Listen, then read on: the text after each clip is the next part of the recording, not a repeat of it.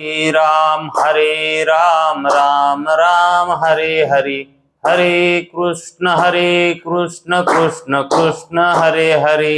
हरे राम राम राम हरे हरे, हरे कृष्ण कृष्ण कृष्ण हरे हरे। हरे राम राम राम हरे हरे, हरे कृष्ण कृष्ण कृष्ण हरे हरे। हरे राम राम राम हरे हरे, हरे कृष्ण कृष्ण कृष्ण हरे हरे। कुंडली कवरदे हरि विठ्ठल, श्री गुरु ज्ञानदेव तुकाराम, पंढरीनाथ भगवान की जय, माऊली ज्ञानेश्वर महाराज की जय, ब्रह्मगुरु तुकाराम महाराज की जय, ब्रह्मनिष्ठ गुरुवर्य रंगनाथ महाराज की जय। श्री विनायकं गुरुर्नौमि साखरे नाम विश्रुतं, येषां चरण सान्निध्यात् जीवा मुक्ता भवन्ति।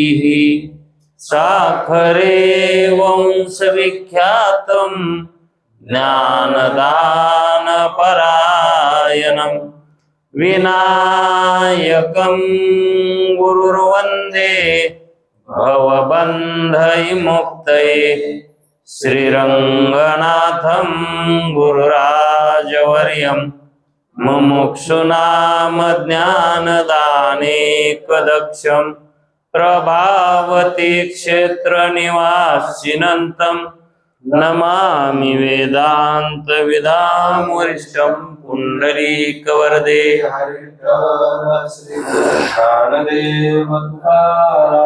पंढरीनाथ भगवान की जय, माऊली ज्ञानेश्वर महाराज की जय।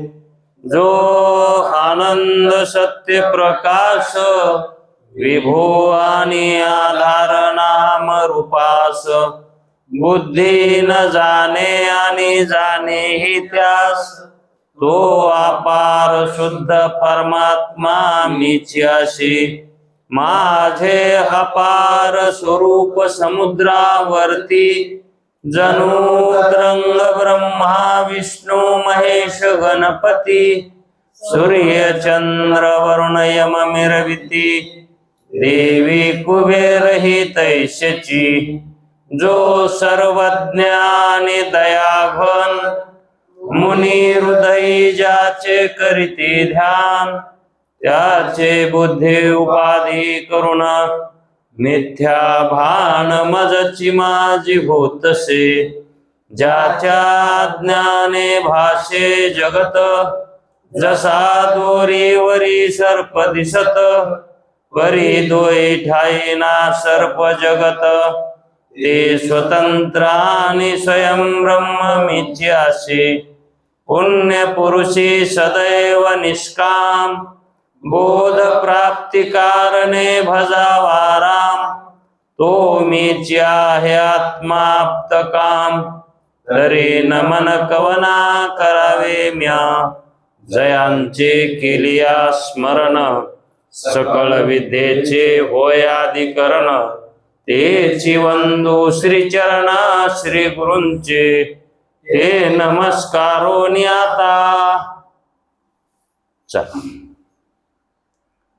विचार सागर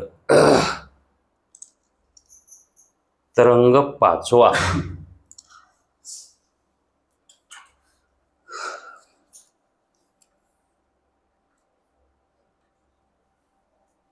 परिच्छेद तोच आहे, त्याच परिच्छेदामध्ये त्यांनी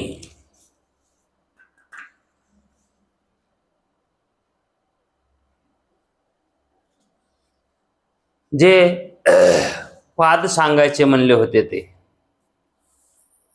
कोणाचे? आत्म्याचे, ब्रह्माचे आणि ओमकाराचे। चार चार पाद म्हणजे भाग आहेत. पाद म्हणजे भाग, भाग म्हणजे प्रकार. त्याला अंश सुद्धा म्हटलं तरी चालतंय. भागाला म्हणजे अंश म्हटलं, भाग अंश म्हणजे भागच आहे का नाही. भगवान परमात्मा अंशच म्हणतात 15व्या अध्यायामध्ये, मम अंशो जीवलोके. माझे अंशच म्हणतो तो. हे जीवलोक जे आहे तो माझा अंश आहे. पण तो कोणा हेतून अंश म्हणलाय, तो भाग वेगळा आहे. मग त्याच्या ठिकाणी अंशी अंशी भाव येईल का काय? अंशी अंशी भाव, अंशी कोण आणि अंश कोण आणि अंशी कोण असा भेद होईल का नाही? मग तो भेद त्याला तिथं सांगायचा आहे का? एरवी तरी एखाद्या पदार्थातला घागरभर पाणी आणि त्या पाण्यातलं बुटकं भरून आपण जर काढलं बाजूला, तो प्रथम दर्शनी आपल्याला वाटतो त्या घागरीतल्या पाण्यातलाच हा काय आहे का नाही. पण अंश जरी केला, त्याचा भाग वेगळा जरी केला, त्याचे स्वरूप बदलत आहे का? त्याचं स्वरूप जर बाजारातून मुलांसाठी 1 किलो पेढा आणला आणि सगळ्यांना वाटला, तो एकच वाटला ना. आणि ज्यावेळेस हातावर द्याला त्यावेळेस ते अंश म्हणजे भाग झाले त्याचे, पण ते वेगळे आहेत का? असा अंशी आणि अंश भगवंत या नियमानं सांगतात. आणि अंश म्हटलं की त्या ठिकाणी आपण अंश या शब्दाचा अर्थ वेगळा करतो, हे का नाही. तसा अंश म्हणता येत नाही.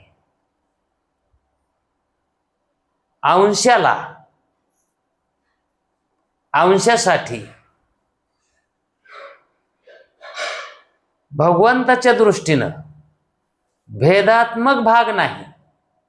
अंशामध्ये भगवंताच्या दृष्टीनं, अध्यात्माच्या दृष्टीनं, वेदांताच्या दृष्टीनं भेदात्मक तो भाग नाही, अभेदात्मक भाग आहे. अभेदामध्ये तो भेद आहे. तो कशातला आहे? आणि भेदामध्ये अभेद त्यांना सांगायचा नाही. अभेदातलाच त्या ठिकाणी ते कल्पित भेद सांगतात. अभेदातलाच कल्पित भेद सांगता येतो, कल्पित अभेद सांगताच येत नाही. लय अडचण होती. मग कल्पित अभेद असतो का? कसं? परमार्थ निकीनं करावा, इमानदारीनं करावा. परमार्थात लबाडी करू नये. एखाद्या महाराजानं कीर्तनात असं सांगितलं.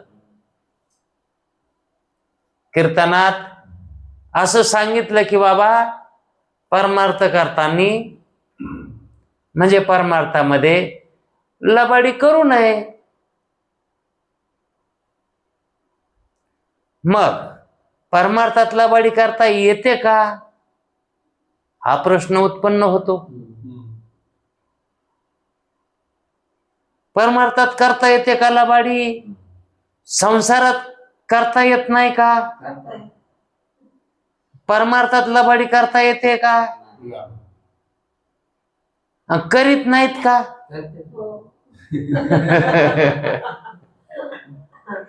करता येत नाही पण करते, पण करू नये, हे का नाही. करता येते पण करू नये. त्याचं उत्तर जर महाराजांना विचारलं परमार्थात लबाडी करावा का, करावी का, परमार्थात लबाडी करता येते पण करू नये असं उत्तर दिलं तर बरोबर आहे. करता येते म्हणलं की मग तू तसाच आहेस, है की नाही.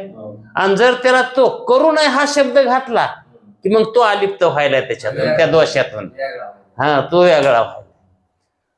म्हणजेच अंश आणि अंशी हा भाग तसाच आहे. मागची संगती बरोबर लागलेली आहे का.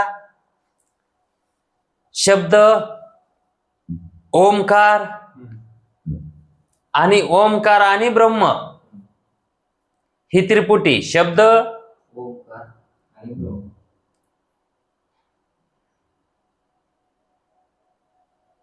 जो शब्द आहे नाम, शब्द म्हणजे काय, नाम.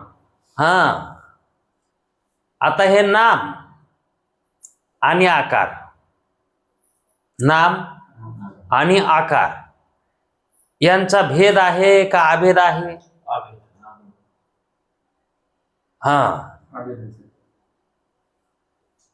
एक कळालं ते आकार जो आहे, जो आकार जो आहे तो नामाचा आहे का मातीचा आहे. घटाचा जो आकार आहे तो मातीचा आहे का नामाचा. हे पक्क जर राहिलं तर मग पुढे चलून काही अडचण येत नाही. नामाचाच हे पक्क कळालं ना, पण कसं कळालं ते सुद्धा कळायला पाहिजे. आता आपण लक्षात ठेवतो हे पाहुणा कोणतरी आपल्या आहे, जवळचा आहे, बघितलेला आहे, आपल्या घरी बी आलेला आहे, पण नातं काय ते काय कळा ना. ते नातं बी कळावं लागतंय. ते जर म्हणला ओळखीलं का म्हणलं तर काय सांगावं. तस आकार जो आहे तो आकार नामाचा आहे का मातीचा आहे. घटामध्ये आत आणि बाहेर मातीच आहे. मातीनं तिचं रूप सोडलंच नाही, माती घट झालीच नाही. मातीला जर विचारलं की बाई तो माती तू घट झालीस का ग, ती कधीच म्हणणार नाही मी घट झाली. कारण घट झाली तेव्हा ती मातीच आहे, घट व्हायच्या आधी बी, आणि घट फुटला तरी बी मग ती केव्हा घट झाली. मग घट कोण झालं. घट हे जे झाला ज्ञानानं तसा आकार धरला, नामानं तसा आकार धरला, त्याला नाम दिला आपण, त्या मातीलाच काय दिलं. म्हणून त्या ठिकाणी आपल्याला आकारवान घटाची प्रतीती आली. कशाने. ज्ञानाने. ज्ञान म्हणजेच नाम आणि नाम म्हणजेच ज्ञान. मग तो आकार मातीचा सिद्ध होत नाही, म्हणून तो नामाचाच सिद्ध होतो. आणि नाम हे शब्दरूप आहे. नाम हे कसं आहे, शब्दाच्या बाजूला नामाला नामत्व येतं का. शब्दाच्या बाजूला आहे का. कारण नाम जे आहे का ते अक्षराशिवाय नाही. ते नाम अक्षरात आहे का नाही, का अक्षर नामात आहे. नाम जर तसंच शाबित ठेवायचं असेल तर अक्षराला कारण नाम मानावं, आणि अक्षर जर शाबित ठेवायचं असेल तर नामाला कार्य मानावं, अक्षराला कारण मानावं. आता या ठिकाणी दोन भाग आहेत अधिकाराचे. ज्याचा ध्यानाचा प्रकार आहे, ज्याचा ध्यानातून चाललाय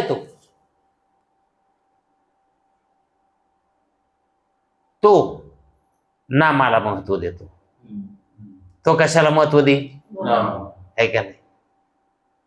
आणि जो ज्ञानी आहे, ज्ञान मार्गातून चालला आहे, मुमुक्षु धरा, तो अक्षराला महत्व देणार. ज्याचा कधीही क्षय होत नाही ते अक्षर. ते व्याख्या कसा करतो? अक्षर म्हणजे काय आहेत? कधीच नसतो. माऊलीनं सुद्धा अक्षराचं काय वर्णन केलंय? अक्षर कसे येत?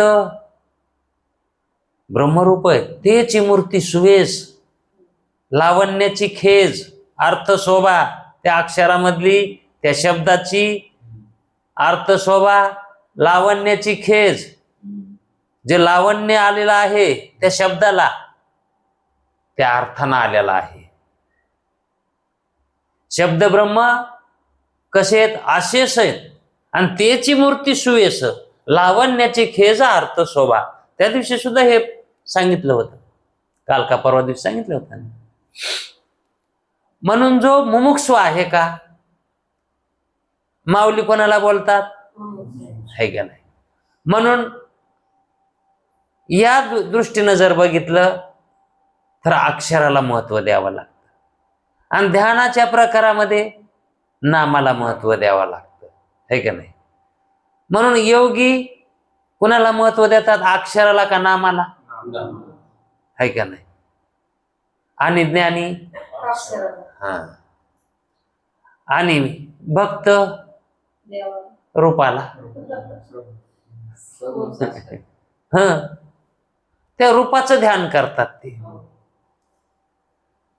असा हा अधिकारानुरूप त्याच्यातला अर्थ निघतो. मग शब्द हे ब्रह्मरूप आहेत, शब्द हे ब्रह्मरूप आहेत असं माऊली म्हणायले. मग शब्द कसे ब्रह्मरूप हो? आम्ही तो खूप पुस्तकं बघितली, त्याच्यामध्ये शब्द बघितले, 12 खड्या बघितल्या, तिथं काय आम्हाला ब्रह्म दिसलं नाही, आढळलं नाही, कोणी म्हणलं नाही हे ब्रह्म आहे म्हणून. पण जे अक्षर आहे का, त्या अक्षराला कारण काय आहे? हा, ते अक्षर कशाने बनलेत? आकारानं, उकारानं आणि मकारानं, हे का नाही? मग आकार, उकार, मकार या 3 मात्रेनं अक्षराची उत्पत्ती झाली. मग आकार, उकार, मकार म्हणजेच काय?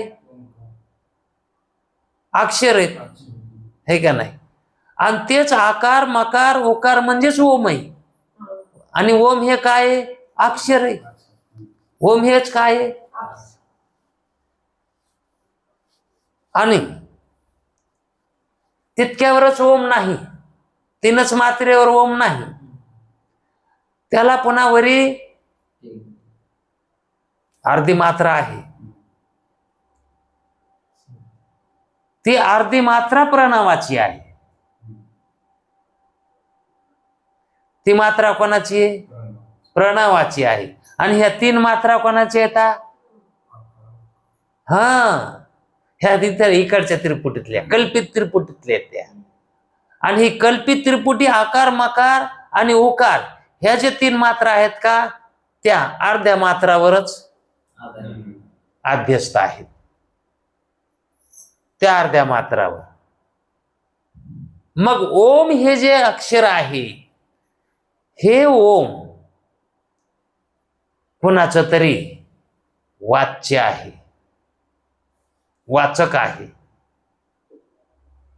कुणाचं तरी बोध करून द्यालय, काहीतरी सांगायलंय, कारण त्याच्यामध्ये अर्थ असतो ना. ते ओम ओम म्हणायले. ओम काय म्हणायले? ओम काय म्हणणार? हा, ओम ओम म्हणायले. पण ते ओम म्हणायलेलं ओम, हे ओम काय? ब्रह्म आहे. ओम काय आहे? ब्रह्म आहे.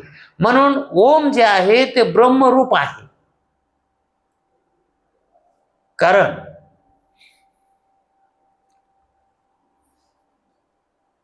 ओमकार स्वरूपा सद्गुरु समर्था अनाथाचा नाथ आता तो आहेच ना, तुझं नमो. पण हे जे ओमकार स्वरूप जे आहे ते ओमकार स्वरूप ब्रह्मामध्येच काय होतं? लय पावतं. कारण ओम हे काय आहे? अक्षर आहे. आणि ते ओमकार ते ब्रह्मरूप असल्यामुळं ओमकार ब्रह्मस्वरूप आहे. म्हणून ओमकाराचे ब्रह्मरूपाने चिंतन करावे आणि ब्रह्मरूप ओमकाराचे आत्म्याशी. आता आपण तिथपर्यंत गेलो. ओमकार हे ब्रह्मरूप आहे असं आपण मानायलो. मग त्या ओम मध्ये आता ब्रह्म वाच्य आहे आणि ओम काय? वाचक आहे. म्हणजे ब्रह्म सांगणार आहे ना, ते वाचक आहे ना. ओम या अक्षरानं वाचन घडायलंय ना, म्हणून वाचक आहे. मग वाचक आणि वाच्य, आता ग्रंथ हे का नाही, आणि जो वाचक आहे, ग्रंथ काय झालं? वाच्य झालं. आणि वाचणारा वाचक झाला. तसं ओम हे काय झालंय? ब्रह्माचं वाचक झालंय आणि ब्रह्म काय? वाच्य आहे. मग ते वाचायलंय ब्रह्म कोण? ओम, है का नाही. मग कोणी कोणी अशी शंका घेतात, अहो अक्षर तर हे अध्यस्त आहे, मिथ्या आहे. अशी तुम्हाला शंका व्हायला पाहिजे होती. कारण आपण वेद गुरु हे कसे सांगितले होते? मग ओम हे काय आहे? वेद आहे. मग वेद हे ब्रह्माच्या ठिकाणी ब्रह्मस्वरूपावर कल्पित आहे. मग कल्पित वस्तू आणि सत्य वस्तू यांचा अभेद कसा होईल? पण करून दिलेला आहे. कधी? काल परवाच झालेला आहे. कल्पित वस्तू तिला आधार आणि अधिष्ठान काय? कल्पित वस्तूला कल्पित वस्तू कशा भासती? अधिष्ठान. हे खटका चांगला लक्षात ठेवायचा.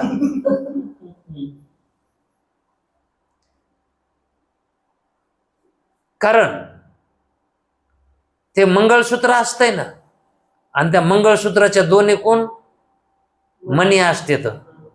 तसे हे दोन, इकडचे बी इकडचे बी, ते दोन मणी लक्षात ठेवायचे. आणि मंगळसूत्र तर ठेवायचंच ना, त्याच्यात का काय ते त्याला म्हणून सुद्धा दाखवायची गरज नाही. ते तर पण त्याच्या शेजारचं सुद्धा ते मणी सुद्धा लक्षात ठेवायचे. ब्रह्म अधिष्ठान आहे. कशाला? त्या सर्वाला अध्यस्त जे काय म्हणून आहे, जेवढं म्हणून काय आहे ते सगळं अध्यस्तच आहे. आणि सगळ्याला ते अधिष्ठान रूपानं आहे. मग ओम हे कसं झालं? अध्यस्तच झालं, है का नाही. आता सर्प दोरीवरचा कसा आहे? आणि त्याला अधिष्ठान काय आहे का नाही. आणि जर समजा ब्रह्माचं ज्ञान झालं आणि इकडं दोरीचंही झालं, दोरीचं ज्ञान झालं आणि ब्रह्माचंही झालं, तर ब्रह्माचं ज्ञान झाल्यावर त्याच्यावर भासणारे जे अध्यस्त पदार्थ आहेत त्याचं काय होईल? ब्रह्मच होणार. अधिष्ठान रूपच होणार. हो. कसं? तर अनुभव आहे ना कशाचा?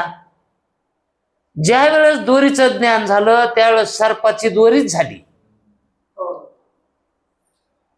सर्पाची काही इंगळी झाली नाही, सर्पाची दोरीच झाली.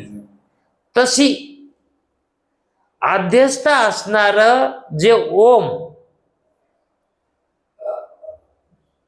जरी कल्पित असलं तरी पण अधिष्ठान रूपच होत. कार्य आणि कारणाचा आभेद करूनही ओम हे ब्रह्मरूप करता येतं. हे एक म्हणी. कार्य आणि कारणाचा काय सांगितलाय? आभेद. आभेद सांगितलाय. आणि मग कार्य कारणाचा आभेद केल्यावर ओम ब्रह्मरूपच आहे ना.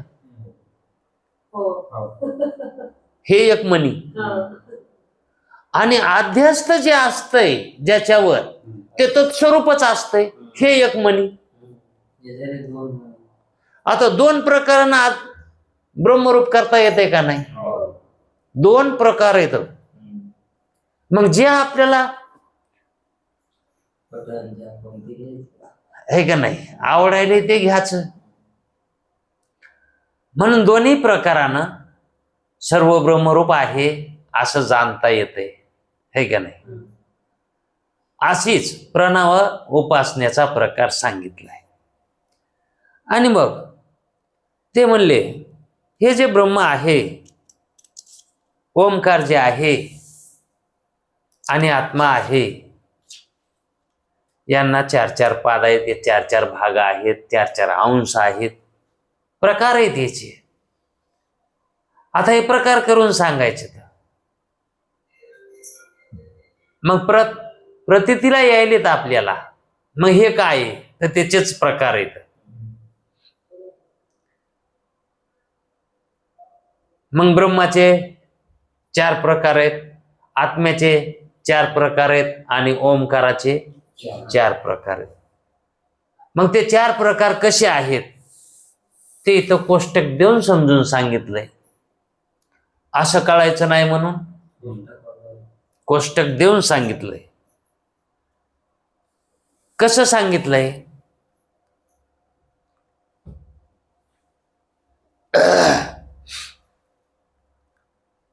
स्थूल स्वरूप आणि सूक्ष्म स्वरूप त्याचे जे अंश आहेत चार, आता ते चार अंशामध्ये काही स्थूल स्वरूप आहे आणि काही सूक्ष्म स्वरूप आहे आणि काही कारण स्वरूप आहे आणि काही मग अकारण, शुद्ध. जिथं कारण लागत नाही का त्याला काय म्हणायचं? ते अकारण आहे. मग ब्रह्माला कारण आहे का? मग ते काय? शुद्ध आहे. त्याला कारण नसल्यामुळं, मग कारण नसल्यामुळं शुद्ध असतं का? त्याच्यापासून कार्य झालं तर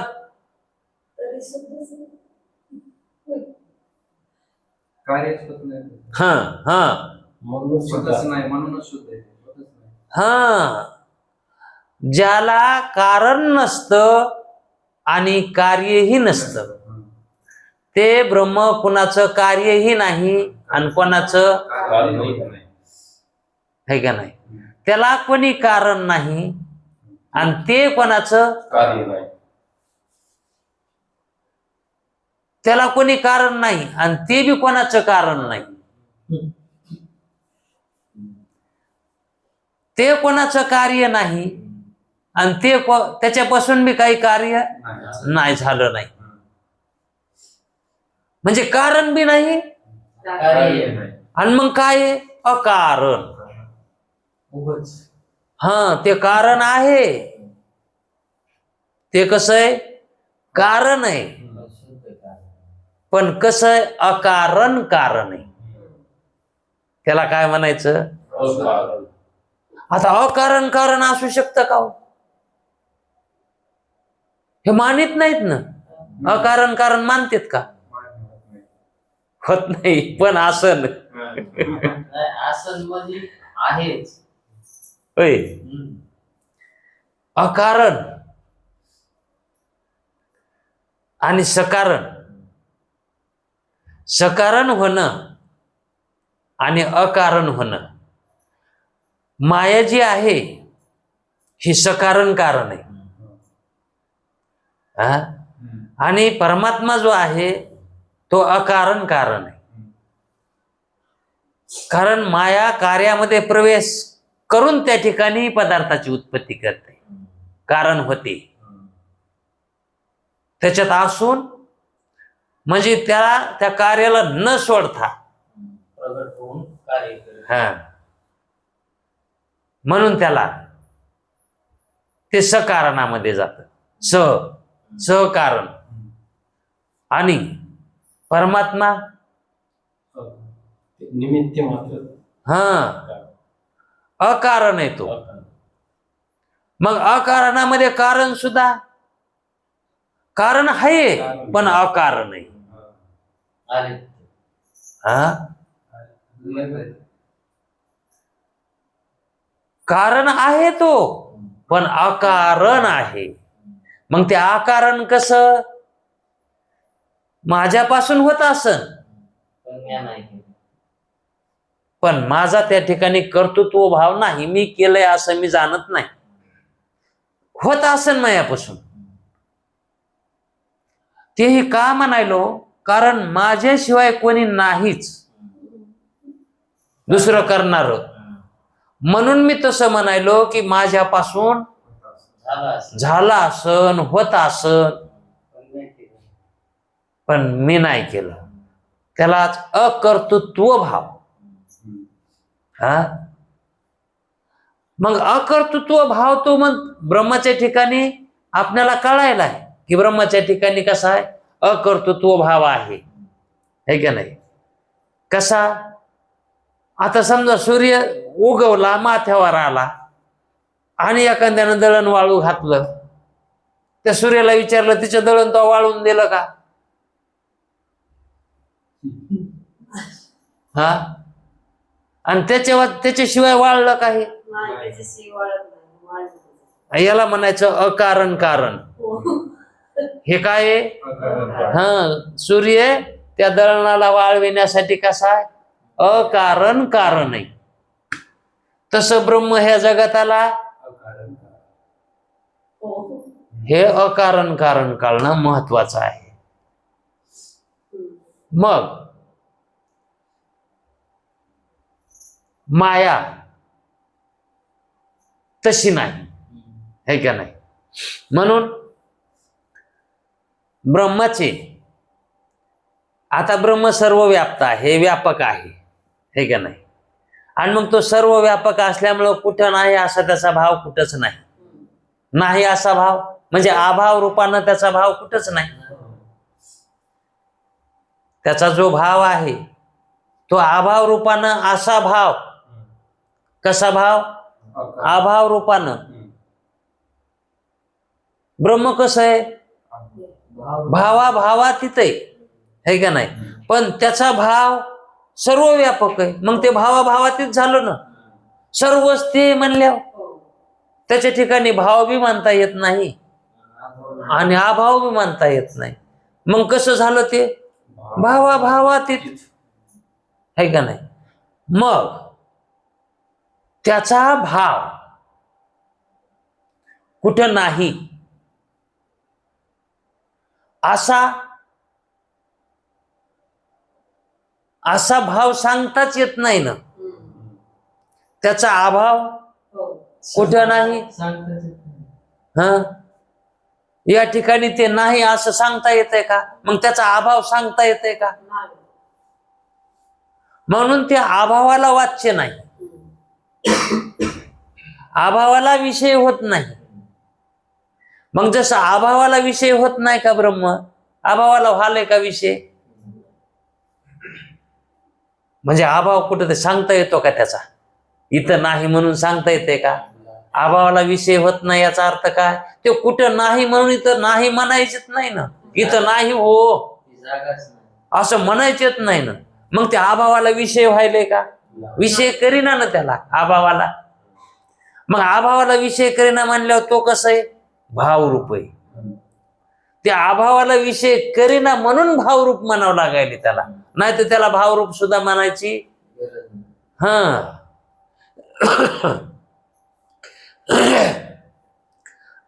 अज्ञान आहे म्हणून ज्ञान म्हणावं लागायले, नाही तर ज्ञान सुद्धा म्हणायची गरज नाही, हे का नाही? तसं ब्रह्माचा अभाव कुठेच नाही म्हणून ब्रह्म भावरूप म्हणावं लागायले. नाही तर ते खरं कसं आहे? भावाभावातीत आहे. त्याच्या ठिकाणी अभाव बी नाही आणि भाव बी नाही. अभावच नाही तर भाव कुठून येईन मग पुन्हा? हा, अभावच नाही, अज्ञानच नाही तर ज्ञान कुठून येणार आहे? नाकच नाही तर नथनी कुठून येईल? नाकाविना हा.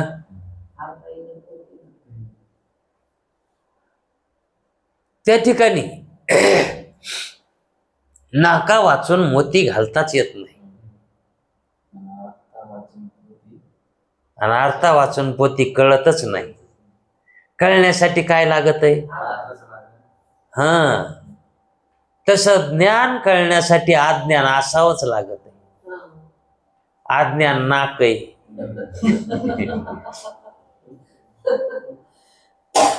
हे नाक म्हणे ना मी, नाक नाक नाही. अज्ञान हे हक नाही, हक नाही, नाहक आहे. उग आहे ते नाहक कायला म्हणायचं?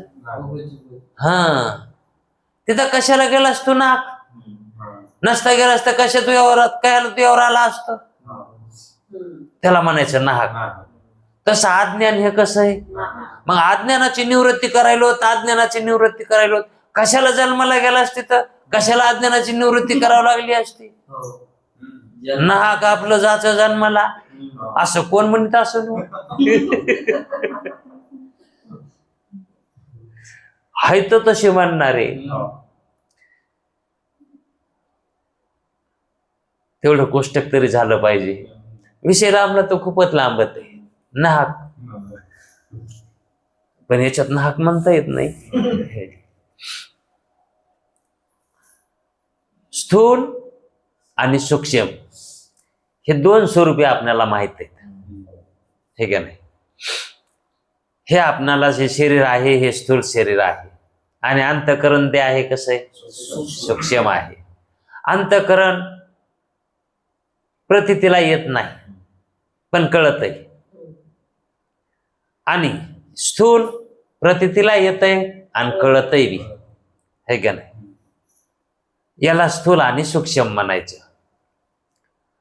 मग आत्म्याचे चार पाद कोणते? याच्यामधलं स्थूल सूक्ष्म माहित होतं तुम्हाला, पण कारण आणि शुद्ध माहित नव्हतं म्हणून ते सांगितलं. त्याच्यामुळे ते आत्मा, आत्मा याचे चार पाद कोणते आहेत? विश्व, तेजस, प्राज्ञे आणि साक्षी. आता साक्षी कोणता इथं लक्षात ठेवायचं? तोमपद साक्षी का तत्पद साक्षी?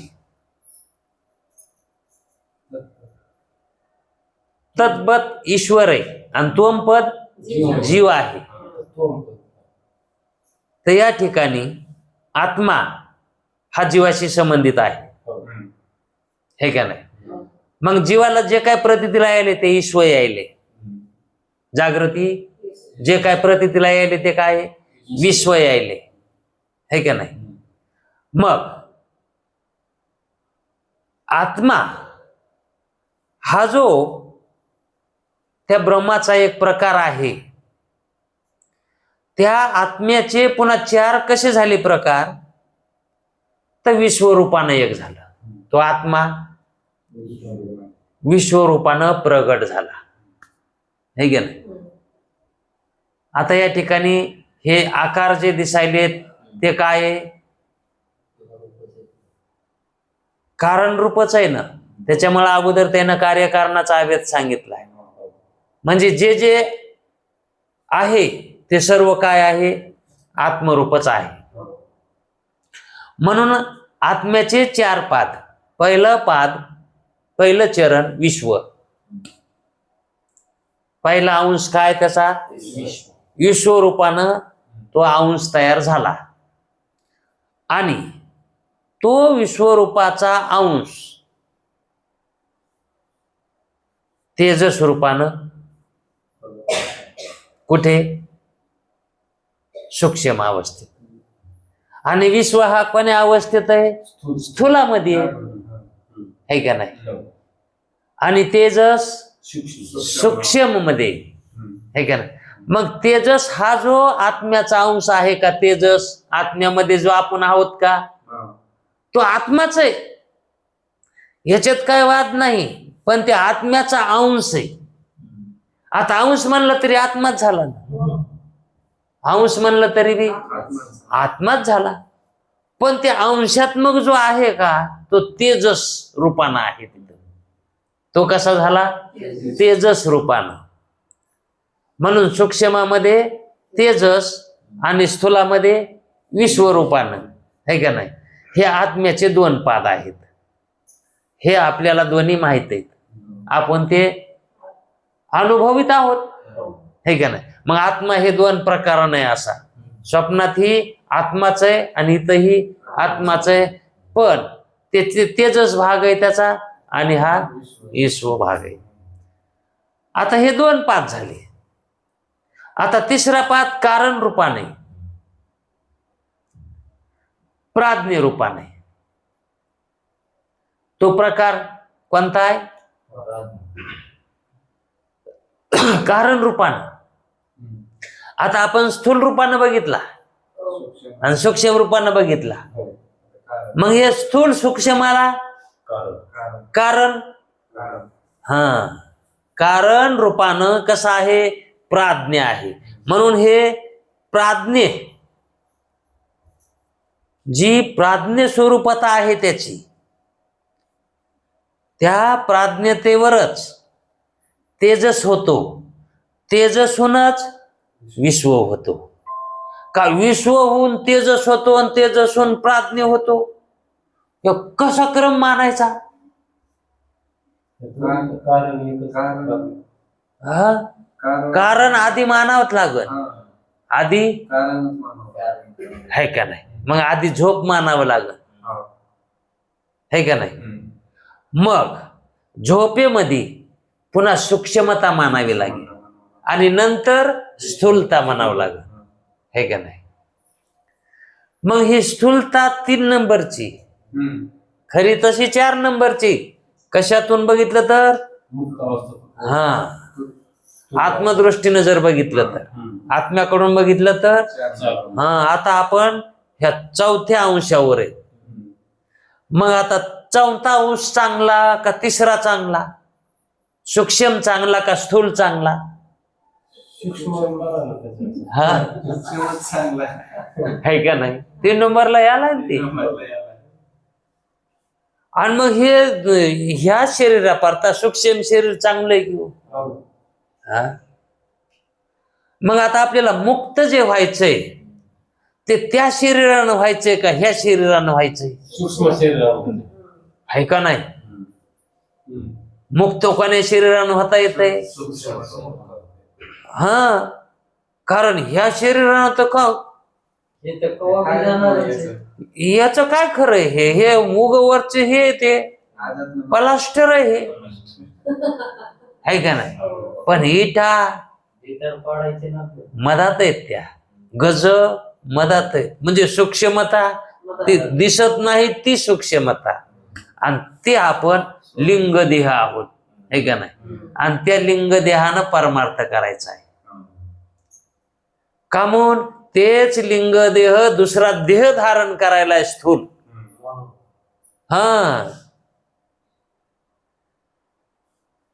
कारण वाईट मार्गाला कोण चाललंय? स्थूल देह चाललाय का सूक्ष्म देह चाललाय? हा, आता जे धानाला पडायले त्यालाच हाणावं लागन का नाही? आणि जे मनानं धोऱ्यावर चरायले त्याला कसं हाणावं? हा, मग तसं हे सूक्ष्म काय धानाला पडायले, म्हणून त्याला राखावं लागत आहे. म्हणून मागे एकदा सांगितलं होतं, सूक्ष्म देह राखावा लागतो, त्यालाच राखावं लागतंय. याला अहो त्याच्यात सगळं त्याच्यावरच चलत आहे. याला राखण्याची गरज आहे. हे टायर आहेत हो. हे काय आहे? टायर आहे, हे खोक आहे, ही टाली आहे. माग सांगितलं होतं हे आहे का नाही? हे इंजिन आहे का? हा, इंजिन सूक्ष्म आहे का नाही? म्हणून त्याला जपायचंय, त्याला मुक्त करायचंय, याला मुक्त करायचं नाही. म्हणून तेजस आणि विश्व हे जे दोन अंश आहेत आत्म्याचे, तर हे दोन अंश ह्या प्राज्ञावरच अवलंबून आहे. प्राज्ञे हे एक त्याचं तिसरं स्वरूप आहे. आणि त्याच्या अगोदर कसा होता तो? हा, त्याच्या अगोदर साक्षी रूपानं होता. पण सोमपद म्हणजेच तोमपद, इथं सोमपद म्हणलंय. सोमपदचा अर्थ काय होतो? स्व. तोमपद, तोमपद हे सोमपद आहे हे कळावं. तू हे जे शास्त्र म्हणतंय, वेद म्हणतो तू तू तू हे काय? मी. तू कोण? तो मी. हा, तू तू मी. मी तत्पद लक्ष आहे. जीव, जीव हे कसं आहे? हा, आणि ईश्वर आहे का नाही? तोम आणि तत्पद. तत् म्हणजे ते, आणि तोम म्हणजे तू. हा, तत्पद आणि तोमपद अगोदर कसं झालं? वेगळं सांगितलं झालं काय? नाही का? म्हणजे सोमपदचा अर्थ काय सांगितला? तोमपद सांगितला आहे का नाही? तोमपद म्हणजे मी, तो म्हणजे तू, तू म्हणजे मी. तू म्हणजे मी कसं? शास्त्र म्हणतंय तोम, ते कोणाला? आपल्याला म्हणायले, आणि तिथं मी म्हणायचं आपण. म्हणून हे जे प्राज्ञ स्वरूप आहे का, ते आपलं साक्षी स्वरूप आहे, आणि ते आपण आहोत, आणि ते तोमपद आहोत. हे तोमपद लक्ष साक्षी. हा साक्षी कसा झाला आता? तोमपद लक्ष झाला. आणि ईश्वर तत्पद पण साक्षीच हे का नाही? तिथंही साक्षीत्वच येणार, आणि इथंही. आता ब्रह्माचं, मग तो साक्षी आत्माच आहे ना? तो साक्षी हे आपण अगोदर ऐकलेलंच आहे. कुटस्थ चैतन्य हे साक्षी आणि आत्मा हे तिन्ही एकच आहे. आता ब्रह्म, पहिला पाद ब्रह्माचा, हे अगोदरच्या आत्म्याचे झाले बरं का. आता ब्रह्माचं सांगायचं, विराट, विराट स्वरूप. आणि दुसरं हिरण्यगर्भ. आता विराट आणि हिरण्यगर्भ. विराट कसं आहे? स्थूल आहे. आता हे जे आपल्याला प्रतीती राहिले हे काय? विराट स्वरूप, हे विराट स्वरूप. आता 11व्या अध्यायामध्ये भगवंतांना अर्जुनाला कोणतं स्वरूप सांगितलं? विराटच दाखविलं ना. हा मग हे आपल्याला काय दिसायला आता ते विराटच आहे ना हे बी. आणि मग हे अर्जुनाला आधी दिसत नव्हतं का? आता आता शास्त्र तुम्हाला सांगायले की हे विराट स्वरूप. हा मग ह्याच्या अगोदर का तुम्ही शास्त्र ऐकायच्या अगोदर का तुम्ही मानित नव्हतात का?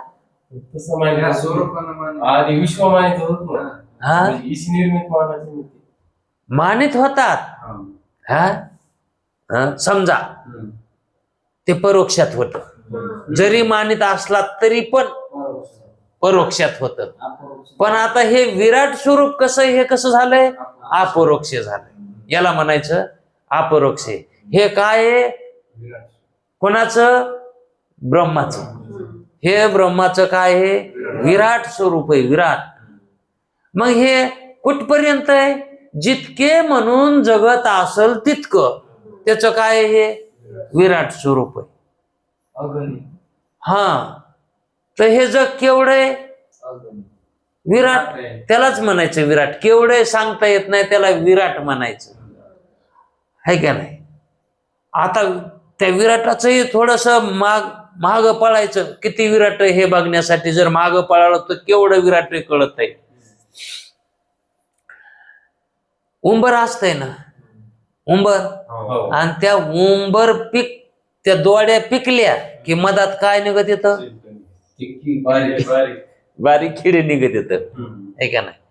आणि ते किडू त्याच्यातलं जन्मलं की ते किडू म्हणतं हे माझं विराट स्वरूप आहे, हे माझं जग आहे. ते त्यानं तिथं जग मानलंय, है का नाही? त्याच्यासारखे दुसरे बी त्याच्यात. पण त्या एवढ्या एवढ्या उंबराला त्यानं काय मानलंय? त्याच, है का नाही? पण शहाण्या मनुष्यानं जर विचार केला तर ते किडू एका दोडीमध्येच मानायला लागले विराट स्वरूप. तशा उंबराला दोड्या किती?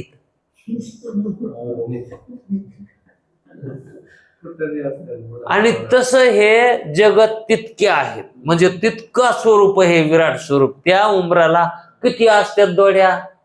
कुठं बघावं तो जोडी फांट्याला सुद्धा बुडाला बी कुठं बी, आहे का नाही? आणि प्रत्येकामध्ये तो काय खाली नसतंय उंबर. खाली म्हणजे बगर जीवाचं नसतंय, त्याच्यात किती. आणि त्याचा जन्म कुठे होतो? तिथंच होतो, तिथंच राहतो आणि तिथंच. तसं जीवाचं आहे का नाही? मग हे केवढं आसन विश्व, म्हणून याला विराट म्हणतात. हे ब्रह्माचं स्वरूप म्हणायचं. एक पहिला पाय. दुसरा पाय हिरण्यगर्भ. याच्यामध्ये जे काही पंचमहाभूत झालेत हे हिरण्यगर्भात येतात. त्याच्यापेक्षा लहान जितकं विराट स्वरूप आहे का तितक्या भागामध्ये हे पंचमहाभूत नाहीत. त्याच्यापेक्षा लहान अंतराळामध्ये, अंतराळामध्ये फक्त आकाश आहे तिथं. हे आहेत का चार तिथं? कोणा तिथं? म्हणून जिथं ही चारच भूते येत त्याला काय म्हणायचं? हिरण्यगर्भ. अंतराळामध्ये जीव निर्मिती होत नाही. हे मानायला लागलेत, हे काही बी सांगत येत. हो, आता त्याच्या संग आपल्याला वाद करा येत नाही. का म्हणून? तर आता हाय तर लहान आहे ते पोरग, बापाहून किती बी लहानच असतंय ना.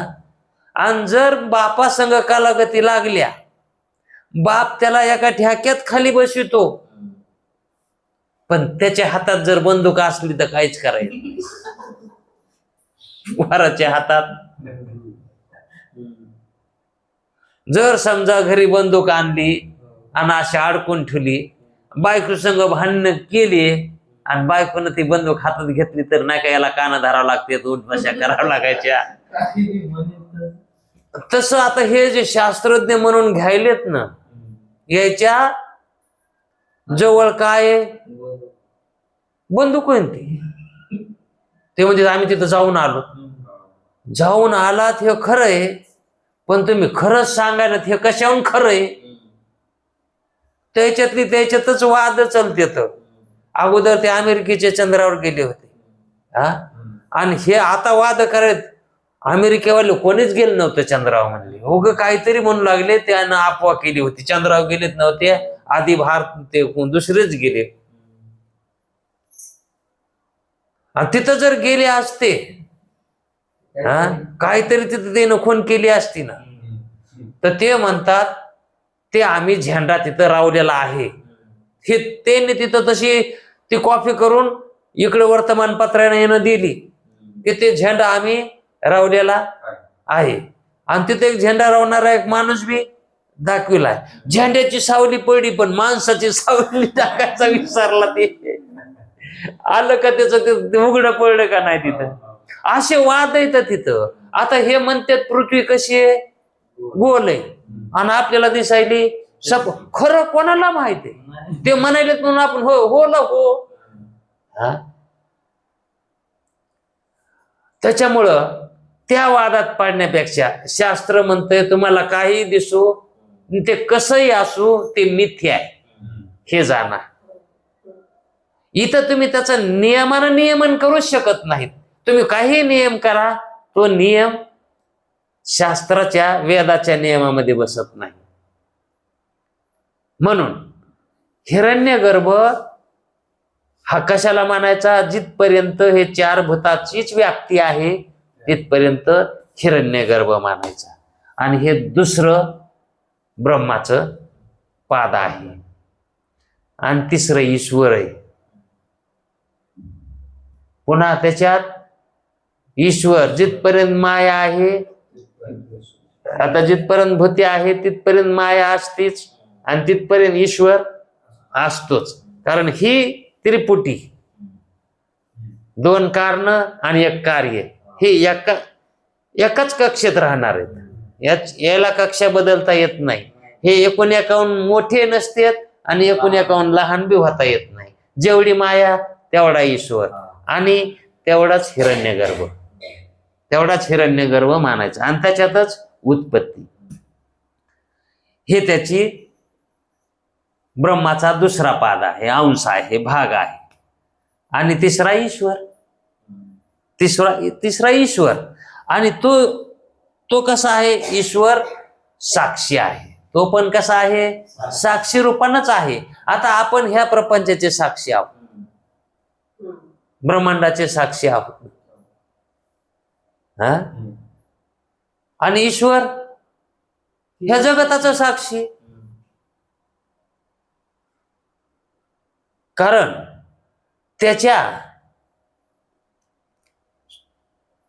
त्या ईश्वराच्या, आता ह्या आपल्याला स्थूल सूक्ष्मामध्ये प्रतीती येईल का नाही, हा, तशीच ईश्वराला सुद्धा स्थूल सूक्ष्मामध्ये प्रतीती आहे. म्हणून तोही कसा आहे, साक्षीच आहे. म्हणून त्यालाच ईश्वर साक्षी म्हणावं लागतं. पण ते तत्पद लक्ष्य आहे, त्वमपद नाही. त्वमपद जीव आहे आणि तत्पद ते आहे ईश्वर. आणि ओमकार, आकार, उकार, मकार, ह्या ज्या 3 मात्रा आहेत, पहिली मात्रा आकाराची आहे, ती ओमकाराचा पहिला पाद आहे. आकार काय, आकार, अचा आकार, अचा आघाडीच्या अचा आकार, आणि त्याला उकार, त्याला उकार, आणि मकार,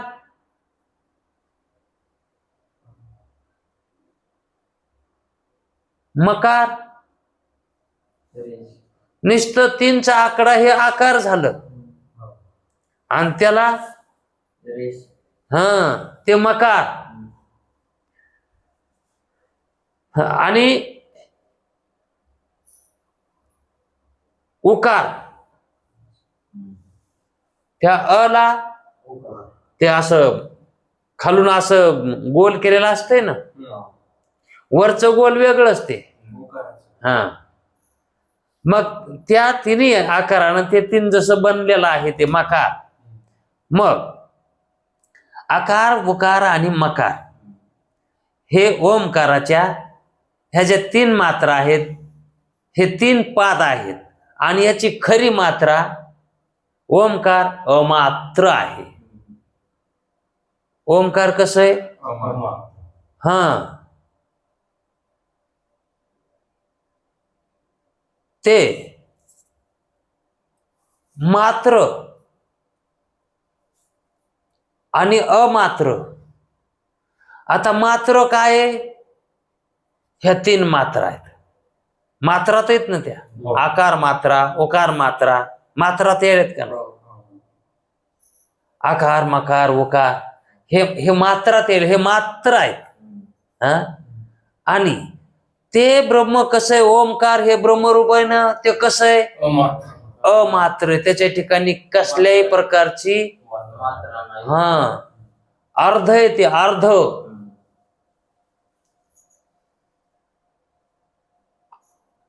अर्ध अर्ध म्हणजे निम्म नाही, अर्धी मात्रा. आता ती अर्धी मात्रा ही का म्हणून आहे ती? तर ह्या 3 मात्रा झाल्यात ना, तर हे झालेलं, हे निम्म्या भागाचं झालेलं आहे. हे निम्मा भाग झालाय. याचं खूप वेगळं चिंतन आहे, पण टाइम झालाय.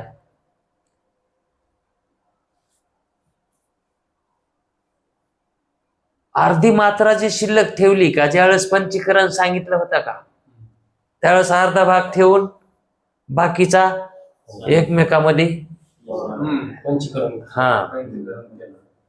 तशी ती अर्धी मात्रा ती शिल्लकच राहिली, है का नाही? आणि ती अर्धी आणि ही अर्धी म्हणून पूर्ण ब्रह्म आहे. हे असल्याशिवाय ब्रह्म म्हणता येत नाही, आणि ते असल्याशिवाय हे होत नाही. हे एकमेकापासून पूरक आहे. कशाला पूरक आहेत? अस्तित्वाला.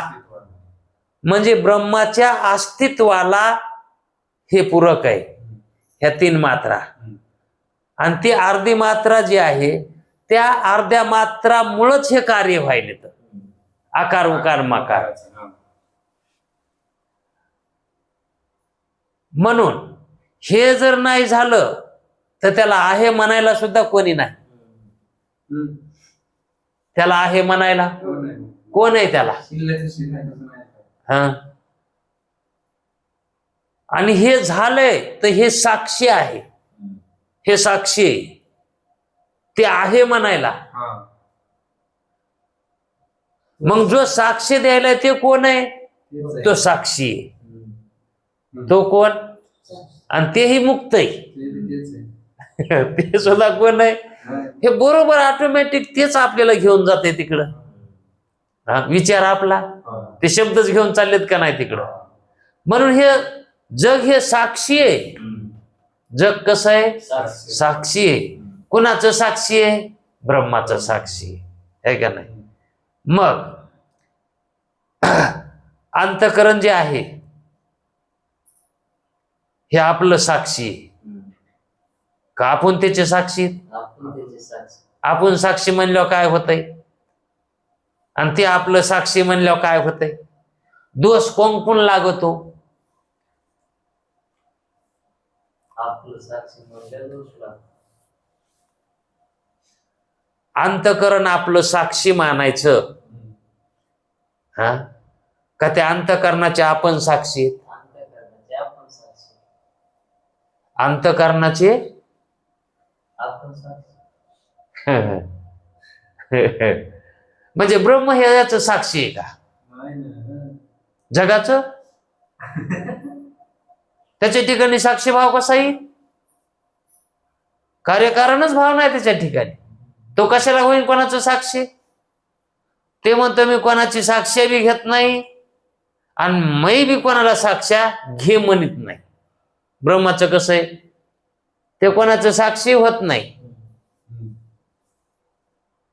आणि त्याला कोणाची साक्षीची गरज नाही. पण आता आपल्याला गरज पडली का नाही? हा, मग आता आपल्याला आपण कोण आहेत हे माहित नाही ना, आपण कोण आहेत हे माहित नाही. आता माहित झालं आपण कोण आहेत, ब्रह्मरूप आहेत. आता आपल्याला माहित झालं ब्रह्मरूप आहेत. ही साक्ष कोणाकडून घ्यायलोत आपण? मग अंतःकरण काय? आपलं साक्षी अंतःकरण आहे हो. आत्मदृष्टीने विचार केला तर अंतःकरण साक्षी आहे, हे का नाही? म्हणून हे जे आकार उकार मकार आणि अमात्र, आपण ब्रह्मरूपानं अमात्र आहोत. म्हणजे ओमकार रूप हे कसं आहे, अमात्र आहे. त्याच्या ठिकाणी कसल्याही प्रकारची मात्रा नाही. वेळ खूप झालाय. आणखी कोष्टकाचा खाली विचार दिलेला आहे, तो आपण उद्याच्या वेळात. पुंडलिक वरदे